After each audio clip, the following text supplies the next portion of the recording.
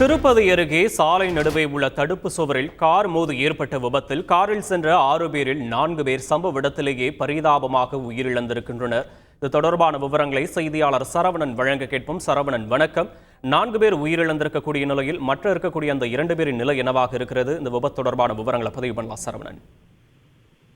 ஆந்திர மாநிலம் நெல்லூர் மாவட்டத்தைச் சேர்ந்த ஒரு 6 நபர்கள் திருப்பதி ஏழுமலை அணை தரிசிக்க நேற்று இரவு வந்திருந்தார். நேற்று இரவு தரிசனம் முடித்த பிறகு இன்று காலை அருகே உள்ள காணிப்பாக்கம் விநாயகர் கோவிலுக்கு சுவாமி தரிசனம் செய்வதற்காக சென்று கொண்டிருந்தனர். அப்போது திருப்பதியிலிருந்து 20 கிலோமீட்டர் தொலைவில் உள்ள சந்திரகிரி அருகே தேசிய நெடுஞ்சாலையில் சென்று கொண்டிருந்த போது தேசிய நெடுஞ்சாலையின் நடுவில் உள்ள டிவைடரில் கார் அதிவேகமாக மோதியது. இதில் காரில் பயணித்த 4 பேர் உடல் நசுங்கி உயிரிழந்த நிலையில் மேலும் 2 பேர் மீட்கப்பட்டு படுகாயங்களுடன் மீட்கப்பட்டு திருப்பதியில் உள்ள அரசு மருத்துவமனையில் சிகிச்சைக்காக அனுப்பி வைக்கப்பட்டுள்ளனர். மேலும் இது குறித்து வழக்கு பதிவுள்ள போலீசார் விசாரணை நடத்தி வருகின்றனர்.